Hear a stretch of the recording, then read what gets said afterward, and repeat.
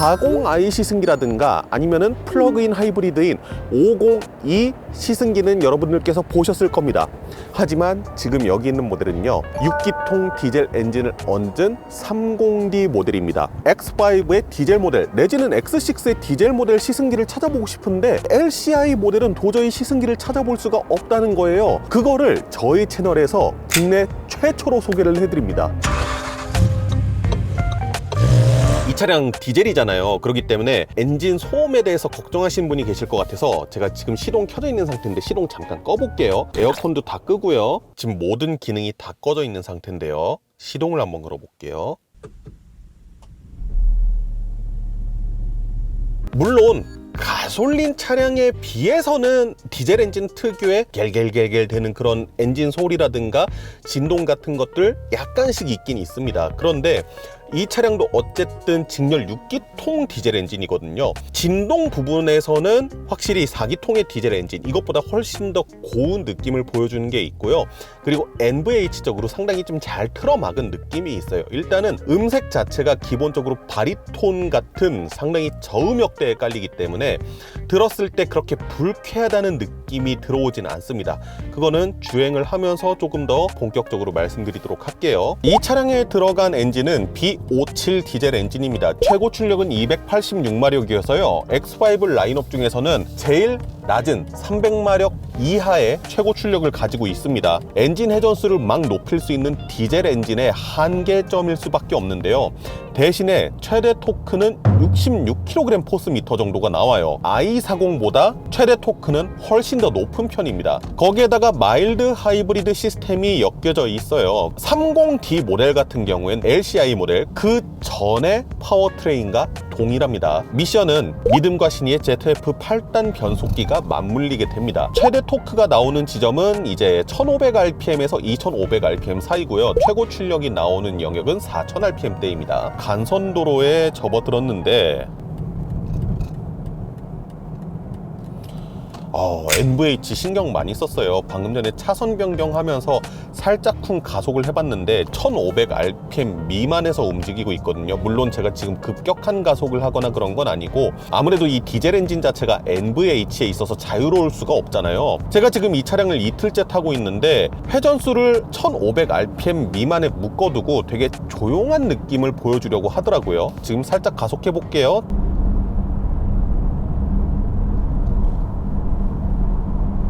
1300에서 1500rpm 한 그 정도까지밖에 안 올랐어요. 기본적으로 디젤 엔진이고 과급 엔진이기 때문에 낮은 회전수에서 힘을 끌어올려 주는 거, 특히 토크가 상당히 높기 때문에 이 부분에서는 상당히 좋은 모습을 보여줍니다. 대신에 진동은 조금 있긴 한데 그 진동도 아주 크진 않아요. 가속 페달을 밟았을 때 발끝으로 진동이 막 울린다거나 그런 느낌도 크게 느껴지진 않아요. 그런데 낮은 회전수에서 크루징을 하는 상황에서는 스티어링 휠을 통해서 진동이 조금씩 올라오는 건 있습니다. 주행에 있어서 스트레스를 줄 정도냐라고 하면은 저는 그렇게 생각하진 않습니다. 앞 차량 가만히 따라가는 이런 환경에서는 지금 보세요. 1000rpm 가리키고 있어요.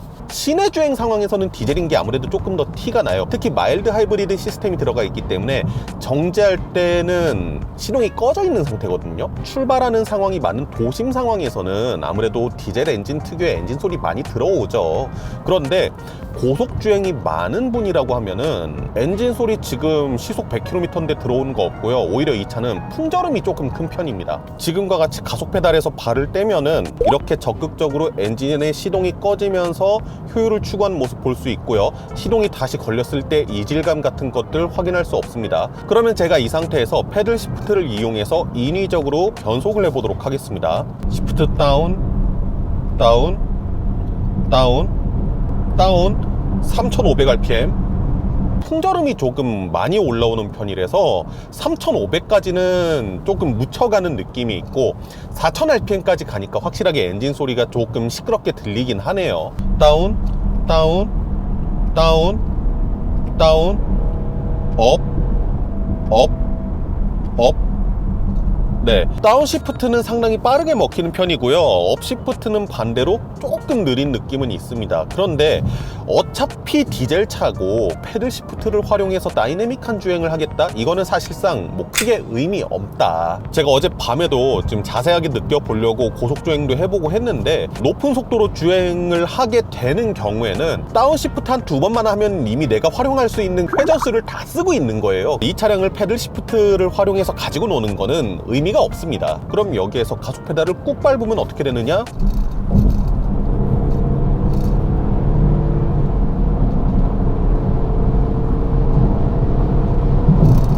가솔린 엔진만큼 높은 회전수를 막 끌어다 쓰면서 팍 하고 튀어나가는 느낌은 없는데, 두터운 토크 가지고 뒤에서 쭉 밀어주는 이 느낌은요, 같은 배기량의 가솔린 엔진에서는 얻기 힘든 느낌이긴 하죠. 디젤을 타시는 분이라고 하면은 사실상 그런 운전 재미보다 관심 있는 거는 효율성일 겁니다. 30D와 40i를 비교했을 때 가격 차이가 600만 원 정도밖에 차이가 안 나요. 굳이 40i 대신에 30D를 선택을 하실 분들이 있을까 싶긴 하거든요. 가격 차이가 많이 안 나잖아요.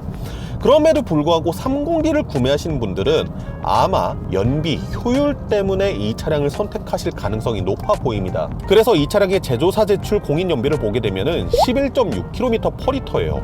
나쁘지 않죠. 40i 같은 경우에는 리터당 9.3km인가? 제 기억에는 그렇거든요. 특히 이런 고속 환경에서 쭉 크루징을 하게 되는 상황, 이런 상황에서는 정말 연비가 좋죠. 시승 차량이 총 1353km를 주행한 차량인데 11.3km/L가 찍혀 있습니다. 그런데 이 차량이 바바리안 모터스 시승 차량이에요. 시승 차량의 특성상 딜러사 주변에서 벗어나질 못합니다. 한마디로 도심 주행에 거의 특성화되어 있는 차량이거든요. 그럼에도 불구하고 11.3km/L요? 나쁘지 않은 연비죠. 그리고 제가 지금 96km, 95km 이렇게 크루징하고 있는 상황에서의 연비요, 리터당 20km는 정말 우습게 넘깁니다. 디젤의 묘미는 이거죠. 이거 연비. 경제성으로는 차량의 가격도 낮고 연료비도 낮기 때문에, 거기에다가 연비까지 좋기 때문에 상당히 메리트가 있죠. 요소수가 추가적으로 들어간다고 하지만은 동호회 같은 데 가가지고 평균적으로 요소수를 얼마 주행했을 때 한 번씩 넣어주는지 봤거든요. 1만 킬로미터를 주행하면은 10리터 정도 넣어주는데, 10리터가 인터넷 가격 뒤져보니까 한 10,000원에 팔더라고요. 그러면은 사실 요소수 가격은 차량 유지비에 있어서 결코 문제가 되는 부분이 아니라는 거죠. 다만 이제 오랫동안 유지했을 때 메인터넌스 비용이 가솔린 모델 대비 비싸다, 그 정도는 조금 유념을 하고 가셔야 될 것 같습니다. 에이다스를 테스트를 해보려고 하는데요, 네, 방금 전에 이거 제가 차선 변경한 거 아닙니다. i7하고 i5에서 보여드렸던 자동 차선 변경 기능이 이 차량에도 들어가 있네요. 스티어링 휠을 잡은 상태에서 방향지 시등을 점등하면은 이거 자기가 알아서 차선 변경 해준 겁니다. 정전식 스티어링 휠이 들어가 있고요. 스티어링 휠에서 손을 놓아 보면은요, 네, 스티어링 휠을 잡으라고 이렇게 경고가 뜹니다. 소리까지 내면서 경고를 하죠. 네, 이렇게 어루만지면은 바로 경고가 해제되는 모습을 보여줍니다. 차선 중앙 유지 장치의 능력부터 보도록 하겠습니다. 앞에 많이 굽어져 있는데 왼쪽 차선이 비어져 있는 구간입니다. 잘 넘어요. 여기에서 GLE는 조금 불안한 모습을 보여줬었거든요. 그런데 BMW가 에이다스 부분에 있어서는 제법 괜찮은 성능을 가지고 있어요. 그러면은 전방에 저보다 조금 느린 차량이 있을 때 반응 한번 살펴보도록 하겠습니다. 천천히 속도가 줄어드네요. 부담스럽지 않게 천천히 감속해주는 모습 보여주고요. 이 상태에서 차선 변경을 하기 위해서 방향지 시등을 켜면은, 네, 방향지 시등을 켠 순간부터 가속을 조금씩 해주면서 자동으로 차선 변경을 해줍니다. 그 다음에 이 차량을 완전히 벗어난 상태에서 조금 빠르게 가속을 하는 느낌을 보여주고요. 에이다스 성능은 제법 좋다, 괜찮다. 승차감 확인을 위해서 더러운 노면에 와봤습니다. X5에는 차고 조절까지 지원되는 에어 서스펜션이 달려져 있는데요. 자, 과속방지턱 넘어보겠습니다. 이번에는 조금 뾰족한 과속방지턱 넘어볼게요. 이런 느낌. 최근에 독3사 이 SUV 세그먼트의 차량들을 다 나란히 타봤어요.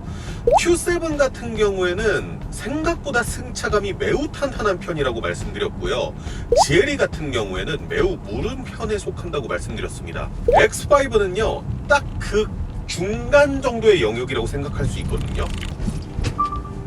과속 방지 턱 넘어가는 능력이 되게 괜찮아요. 무르게에서 진짜 흐물텅하게 넘어간다는 느낌도 아니고요. 그렇다고 해서 너무 단단해서 퍽 하고 치고 올라오는 느낌도 아니고 다 그 중간 영역 어딘가쯤이거든요. 노면에 있는 정보들도 어느 정도 전달은 해주는데 그 끝 마무리를 제법 부드럽게 전달하는 느낌을 가지고 있습니다. 반갈죽되어 있는 노면 주행하고 있는데요. 스티어링 휠 통해서 올려주는 진동 아주 살짝 있습니다. 아주 살짝. 시트를 통해서는 거의 느낄 수 없다고 말씀드리는 게 맞을 것 같아요. 그런데 스티어링 휠을 통한 진동은 엔진에서도 약간 올라오는 게 있다고 말씀드렸잖아요. 그렇기 때문에 사실상 거의 진동이 없는 거나 매한 가지로 느껴질 정도예요. 그래서 잔진동에 대한 억제 능력 상당히 좋고요. 무식한 방지 턱. 네. 사실 이 정도 무게가 되는 SUV들 같은 경우에는 과속 방지 턱을 넘고 난 다음에 암만 에어 서스펜션이 들어가 있다고 하더라도 차량이 가지고 있는 물리적인 무게라는 게 있단 말이에요. 그렇기 때문에 노면을 쾅 하고 내려찍는 그 불편한 승차감이 일순간 전달될 때가 있는데 X5에서는 단 한 번도 그 느낌을 느끼지 못했어요. 제가 이 더러운 노면을 지금만 온 게 아니거든요. 어제 밤에도 테스트 주행을 하면서 와봤단 말이에요. 야간에는 조금 더 이 승차감의 느낌을 예민하게 받아들인다고 말씀을 드렸는데 어제 밤에도 막 그렇게 내려 찍는 듯한 느낌을 얻지는 못했거든요. 자, 네, 여기에서도 마찬가지예요. 여기도 네, 어떤 충격이 있고 나서 그 뒤에 끝마무리를 상당히 잘하는 편에 속합니다, 이 차가. 그렇다고 해서 이게 GLE와 비슷할 정도로 되게 무른 하체냐, 또 그런 느낌은 아니에요. 이거는 일반적인 노면 환경에 가서 조금 말씀을 드려야 될 것 같거든요. 과속방지턱 있죠? 제가 좀 저속으로 넘어보겠습니다. 저속으로 넘었을 때는 한 번쯤 살짝 뒷 서스펜션 쪽에서 출렁하는 것과 같은 느낌이 드는 게 있어요. 자, 시속 60km로 이 과속방지턱을 지나 보면은 과속방지턱을 넘은 다음에 출렁한 게 아니라 바로 딱 잡아요. 그러니까 고속 환경에서는 차량의 거동이 훨씬 더 안정적이게 서스펜션에서 출렁거리는 느낌을 방치하지 않습니다. 현재 시속 50km로 과속방지턱을 넘어섰을 때도 마찬가지예요. 그러니까 저속에서는 인위적으로 조금 부드러운 승차감의 세팅을 가지고 있대 어느 정도 속도가 올라가면은 승차감 위주로 출렁거리는 것보다는 거동을 위해서 딱 잡아버리는 승차감 세팅을 가지고 있다는 거죠. 개인적인 취향입니다. 개인적인 취향으로는 X5의 승차감 세팅이 가장 마음에 들기는 해요. 이 X5는 엄청나게 큰 덩치를 가지고 있지만 그래도 어쨌든 BMW잖아요. 회피이동이나 이런 것에 있어서는 조금 기대가 되는 부분이 있는데 따로 또 사용하시는 팀이 있어가지고 아주 살짝만 차를 돌려보도록 하겠습니다. 컴포트 모드에서 갑자기 앞에 장애물이 있다. 시속 50. 차체가 크니까 전자제어가 조금 빠르게 개입을 하는 모습을 보여줍니다. 그러면서 네, 운전자가 원하는 방향대로 가려고 하는 모습이 딱 느껴집니다. 타이어가 피렐리 P0가 들어가 있어요. 차량 자체의 제어 기술이 제법 괜찮게 느껴져요. 이 큰 덩치를 가지고 있음에도 불구하고. 그러면은 드라이브 모드를 스포츠로 한번 변경해 보도록 하겠습니다. 브레이크를 밟았을 때 피칭은 최대한 좀 억제를 해주는 편입니다. 그런데 방금 전에는 제가 좀 높은 속도에서 이렇게 코너링을 돌았잖아요. 그렇기 때문에 어쩔 수 없는 롤링 자체는 있지만 그 롤이 운전함에 있어가지고 불안한 느낌을 주는 롤링이냐 하면 그건 아니에요. 그냥 어느 정도의 접지를 확보할 수 있을 정도로 딱 기울어졌다가 딱 기울어졌다가 그러면서 안정적으로 다시 자세를 잡는 이런 모습들을 보여주고 있습니다. 코너를 틀었을 때 스티어링 휠을 트는 반대쪽에서 이렇게 차체를 받쳐주려고 하는 느낌 자체가 상당히 강하게 들거든요. 일단은 컴포트 모드일 때와 스포츠 모드일 때 서스펜션 세팅에 있어서 약간의 차이가 있는 편인 것 같아요. 스포츠 모드에서는 확실히 조금 더 서스펜션이 탄탄하게 차량을 받쳐주는 느낌이 듭니다. 오늘 4월 9일을 기준으로 해서 오피넷에서 경유의 평균 가격, 휘발유의 평균 가격을 보고 왔습니다. 소수점짜리는 떼고 말씀드릴게요. 경유는 1,551원이고요.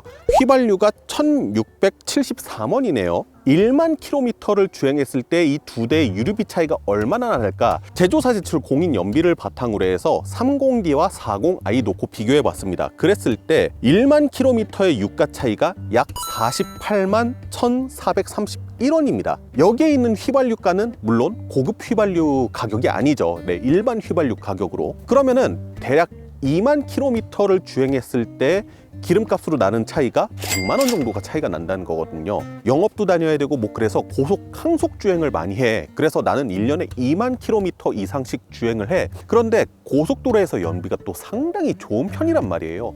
그렇게 따지면은 1년에 유대가 100만 원 이상 차이가 날 수도 있는 겁니다. 물론 10만 킬로미터 이상 주행하고 그러면은 유지 관리 비용에서 조금 더 디젤이 많이 돈이 들어가긴 하지만 차값 자체가 애초에 휘발유 차량보다 좀 저렴한 부분이 있잖아요. 그냥 단순히 상품성으로만 놓고 봤을 때는 나쁘지 않은 선택 될 수 있다. 지금 내연기관 차를 사야 되나 전기차를 사야 되나 약간 헷갈리고 있는 이런 부분 자체가 유럽에서도 우리 쬐다 전기차로 바꾸겠다 이랬다가도 뭐 2035년으로 미루자 이러고 지금 되게 불확실한 미래가 펼쳐진 상황이란 말이에요. 그렇기 때문에 디젤 차를 맘 놓고 사십시오 라고 이야기하기는 좀 애매하긴 한데 대신에 그 말씀은 드릴 수 있을 것 같아요. 디젤 승용을 타는 시기에 막차인 것 같기는 해요. 물론 돈 있으면 저도 502 플러그인 하이브리드 쪽으로 가시는 게 좋겠습니다 라고 말씀을 드리겠지만 가격 차이가 좀 있잖아요. 당연히 비싼 차긴 하지만